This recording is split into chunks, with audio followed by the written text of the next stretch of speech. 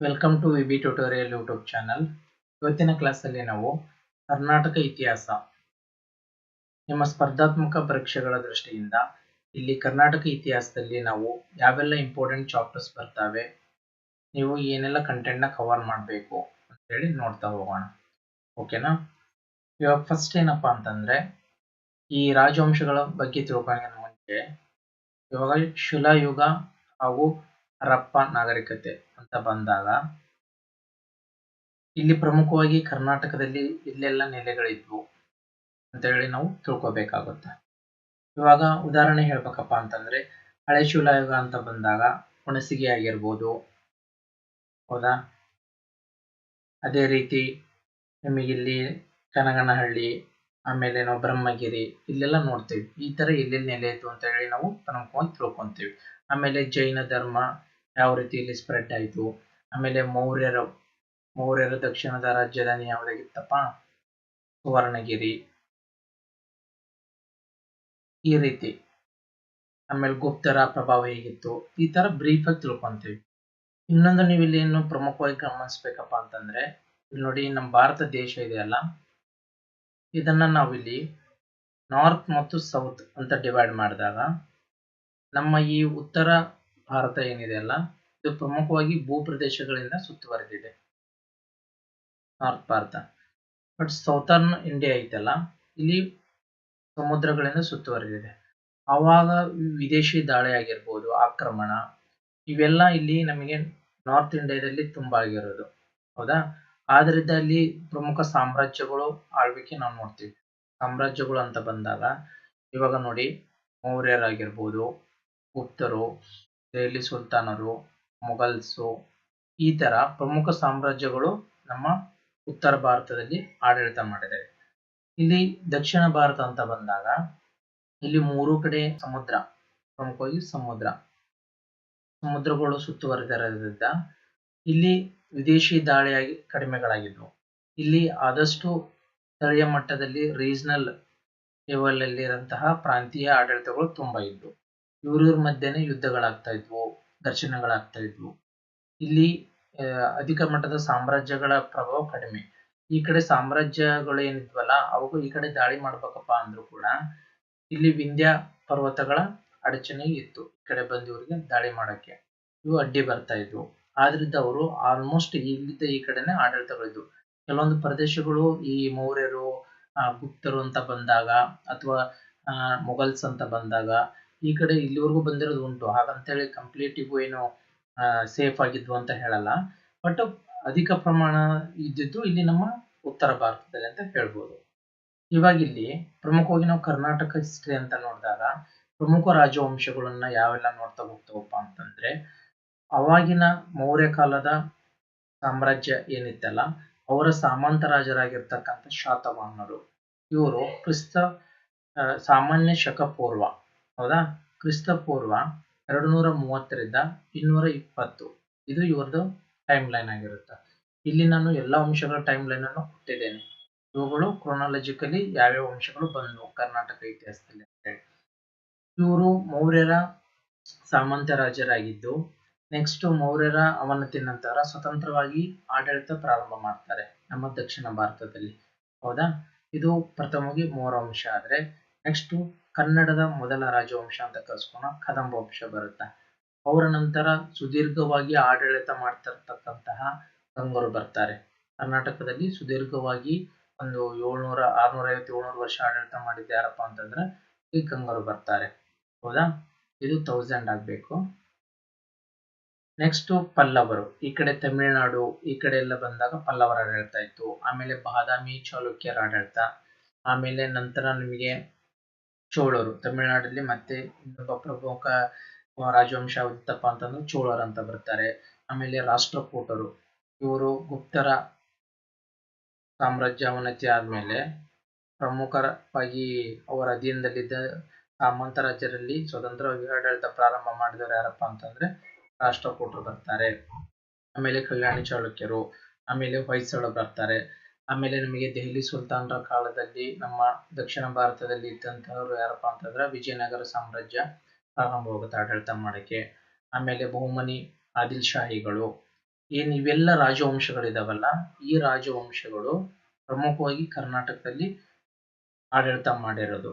ಹಾಗಾದ್ರೆ ನಾವಿಲ್ಲಿ ನೀವು 11 ಚಾಪ್ಟರ್ ಏನಿದಾವಲ್ಲ, ಇವು 5+11 ಅದು ಇವು 6 11 ಚಾಪ್ಟರ್ ಏನಿದಾವಲ್ಲ, ಈ 11 ಚಾಪ್ಟರ್ ನಾವು ಓದುವಾಗ ಪ್ರಮುಖವಾಗಿ ಇಲ್ಲಿ ನಾವು ಎಲ್ಲಾ ಚಾಪ್ಟರ್ಲ್ಲೂ ಪ್ರಮುಖವಾಗಿ ಏನನ್ನ ಫೋಕಸ್ ಮಾಡ್ಬೇಕಪ್ಪ ಅಂತಂದಾಗ ಈ ರಾಜವಂಶಗಳ ಟೈಮ್ ಲೈನ್ ಏನಿತ್ತು, ಯಾವ್ಯಾವ ಕಾಲಮಾನದಲ್ಲಿ ಯಾವ ರಾಜವಂಶಗಳು ಆಡಳಿತ ಪ್ರಾರಂಭ ಮಾಡಿದ್ವು, ಆಮೇಲೆ ಸೆಕೆಂಡು ಈ ರಾಜವಂಶಗಳ ಸ್ಥಾಪಕರು ಯಾರಾಗಿದ್ರು,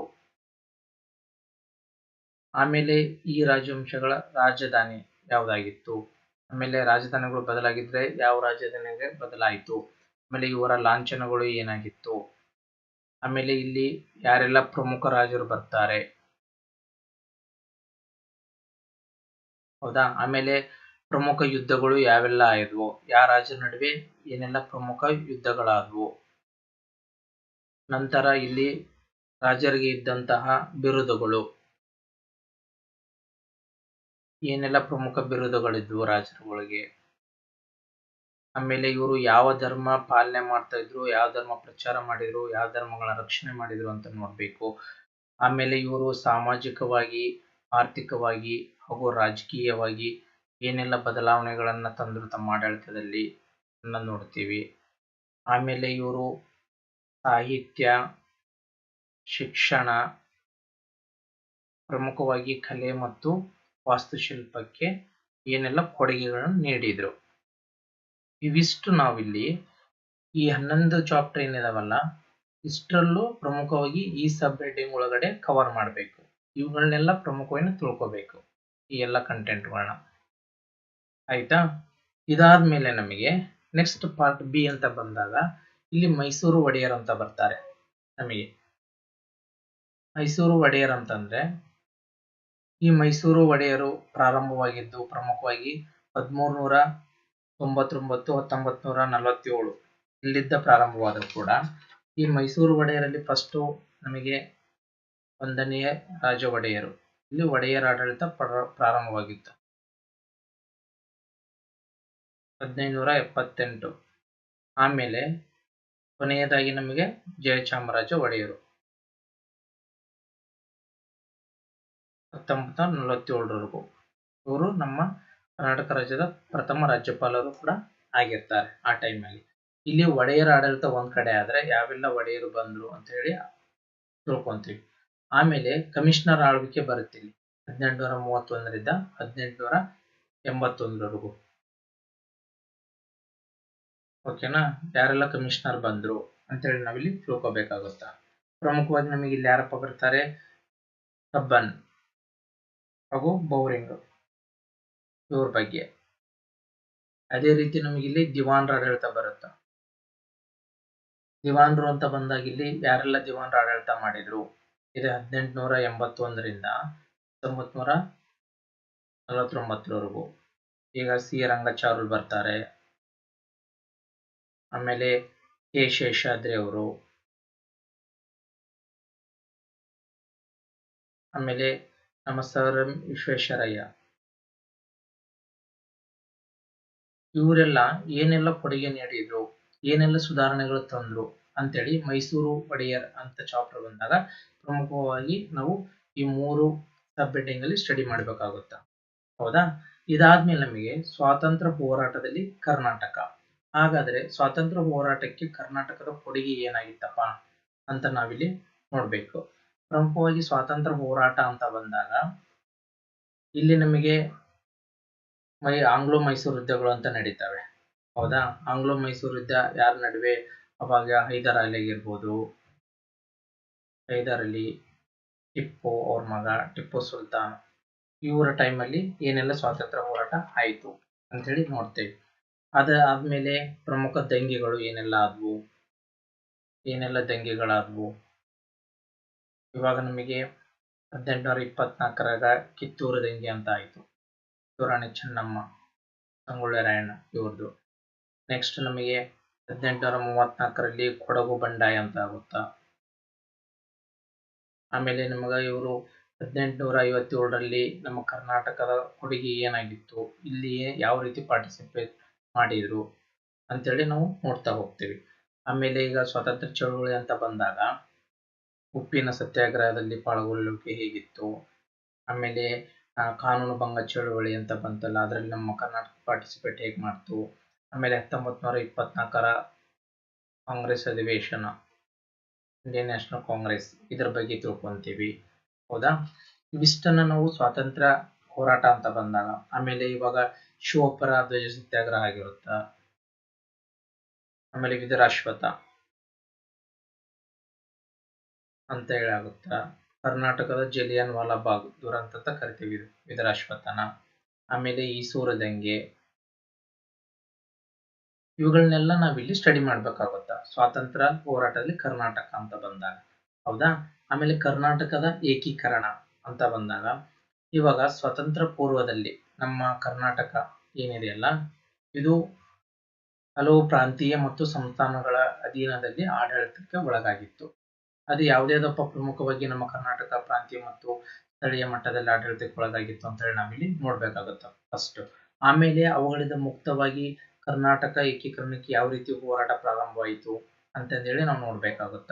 ಇವಾಗ ಇಲ್ಲಿ ಪ್ರಮುಖವಾಗಿ 5 ಘಟಕಗಳಾಗಿ ಆಡಳಿತ ಒಳಗಾಗಿತ್ತು. ಯಾವ್ದ್ಯಾವ್ದಪ್ಪ ಅಂತಂದ್ರ ಫಸ್ಟ್ ಮೈಸೂರು ಸಂಸ್ಥಾನ, ಆಮೇಲೆ ಮುಂಬೈ ಪ್ರಾಂತ್ಯ, ಆಮೇಲೆ ಹೈದರಾಬಾದು ಪ್ರಾಂತ್ಯ, ಮದ್ರಾಸ್ ಪ್ರಾಂತ್ಯ, ಆಮೇಲೆ ಕೊಡಗು.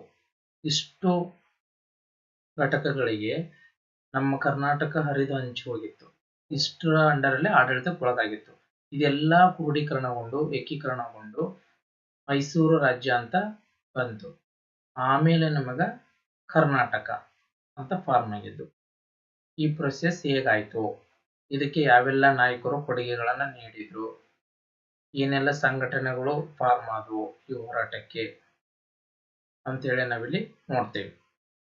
ಆಮೇಲೆ ಸ್ವಾತಂತ್ರ್ಯದ ನಂತರ ಕರ್ನಾಟಕ ಏನಿದೆಯಲ್ಲ, ಅಲ್ಲಿಂದ ಟಿಲ್ ಡೇಟ್ ವರೆಗೂ ಏನೆಲ್ಲ ಸುಧಾರಣೆಗಳು ಆಗ್ತಾ ಬಂದ್ವು.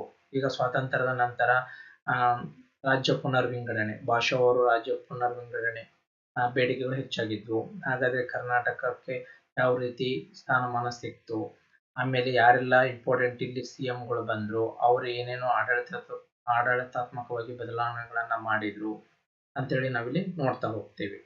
ಆಮೇಲೆ ಪ್ರಮುಖವಾಗಿ ನಾವಿಲ್ಲಿ ಕರ್ನಾಟಕ ಹಿಸ್ಟ್ರಿ ಅಂತ ಬಂದಾಗ ಈ 15 ಚಾಪ್ಟರ್ಸ್ ನಮ್ಗೆ ಇಲ್ಲಿ ತುಂಬಾ ಇಂಪಾರ್ಟೆಂಟ್ ಆಗ್ತವೆ. ಇಲ್ಲಿ ನಾವು ಮೇನ್ ಆಗಿ ತಿಳ್ಕೊಬೇಕಾಗಿರೋದು ಈ ರಾಜವಂಶಗಳಲ್ಲಿ ಏನೆಲ್ಲ ಕೊಡುಗೆಗಳು ಈ ಟೈಟಲ್ಲಿ ಇಂಪಾರ್ಟೆಂಟ್ ಇವನ್ನ ನಾವು ಕವರ್ ಮಾಡಬೇಕು. ಆಯ್ತಾ, ಇದಿಷ್ಟು ಕರ್ನಾಟಕ ಹಿಸ್ಟ್ರಿಯಲ್ಲಿ ನಾವು ಕವರ್ ಮಾಡಬೇಕಾದಂತಹ ಚಾಪ್ಟರ್ಸ್. ಇಲ್ಲಿಗೆ ನಾವು ಇಷ್ಟು ದಿನ ಏನು ಹಿಸ್ಟ್ರಿ ಸಬ್ಜೆಕ್ಟ್ ನ ಸ್ಟಡಿ ಮಾಡ್ತಾ ಬಂದ್ವಲ್ಲ, ಹಿಸ್ಟ್ರಿಯಲ್ಲಿ ನಾವು ಪ್ರಮುಖವಾಗಿ ಇಂಡಿಯನ್ ಹಿಸ್ಟ್ರಿ ಅಂತ ಬಂದಾಗ ಅಲ್ಲಿ ಏನ್ಷಿಯಂಟ್ ಪ್ರಾಚೀನ ಕಾಲ, ಮಿಡ್ವಿಲ್ ಮಧ್ಯಕಾಲ, ಮಾಡರ್ನ್ ಇಂಡಿಯಾ, ಆಮೇಲೆ ಪೋಸ್ಟ್ ಇಂಡಿಪೆಂಡೆನ್ಸ್, ಏನೆಲ್ಲ ಸಿಲೆಬಸ್ ಇದೆ, ನೀವು ಏನೆಲ್ಲ ಕಂಟೆಂಟ್ ನ ಕವರ್ ಮಾಡಬೇಕು ಅಂತ ಹೇಳಿ ನೋಡಿದ್ದೇವೆ. ನೆಕ್ಸ್ಟ್ ಇವಾಗ ಕರ್ನಾಟಕ ಹಿಸ್ಟ್ರಿದು ನೋಡಿದ್ವಿ. ಹೌದಾ, ನೆಕ್ಸ್ಟ್ ನಾವಿಲ್ಲಿ ಕರ್ನಾಟಕ ಹಿಸ್ಟ್ರಿಲಿ ಏನೆಲ್ಲ ಸಿಲೆಬಸ್ ಕವರ್ ಮಾಡಬೇಕು ಅಂತ ಹೇಳಿ ಇವಾಗ ನೋಡಿದ್ವಿ. ಇವಾಗ ನಾವು ಮುಂದಿನ ತರಗತಿಗಳಿಂದ 6th to 10th ವರೆಗೂ ನಾವು ನೆಕ್ಸ್ಟ್ ತರಗತಿಯಲ್ಲಿ ಸೋಷಿಯಲ್ ಸೈನ್ಸ್, ಸಮಾಜ ವಿಜ್ಞಾನ ಈ ಸೀರೀಸ್ ನ ಪ್ರಾರಂಭ ಮಾಡೋಣ. ಓಕೆನಾ, ಅದ್ರ ಜೊತೆಗೆ ನಾವು geography, polity, economy, environment, science and technology, ಆಮೇಲೆ ಮೆಂಟಲ್ ಎಬಿಲಿಟಿ, ಇವುಗಳ ಸಿಲೆಬಸ್ ಕೂಡ ಡಿಕೋಡ್ ಮಾಡೋಣ. ಇಲ್ಲಿ ಏನೆಲ್ಲ ಸಿಲೆಬಸ್ ಇದೆ, ನೀವು ಯಾವೆಲ್ಲ ಚಾಪ್ಟರ್ನ ಕವರ್ ಮಾಡಬೇಕು ಅಂತೇಳಿ ಜೊತೆಗೆ ಈ ಸಬ್ಜೆಕ್ಟ್ಸ್ ನ ಸಿಲೆಬಸ್ ಡಿಕೋಡ್ ಕೂಡ ಮಾಡ್ತಾ ಹೋಗೋಣ. ಅದ್ರ ಜೊತೆಗೆ 6th to 10th ಸಮಾಜ ವಿಜ್ಞಾನ ಕ್ಲಾಸ್ ಕೂಡ ಪ್ರಾರಂಭ ಮಾಡೋಣ. ಓಕೆನಾ, ಇವಾಗ ನೀವು ಈ ನಮ್ಮ ಚಾನಲ್ನ ನೀವು ಶೇರ್ ಮಾಡಿ, ಹಾಗೂ ಯಾರೆಲ್ಲ ಇವಾಗ ಪ್ರಿಪ್ರೇಷನ್ ಸ್ಟಾರ್ಟ್ ಮಾಡಿದಾರೋ ಅವರಿಗೆ ಸಬ್ಸ್ಕ್ರೈಬ್ ಮಾಡೋಕೆ. Thank you for watching.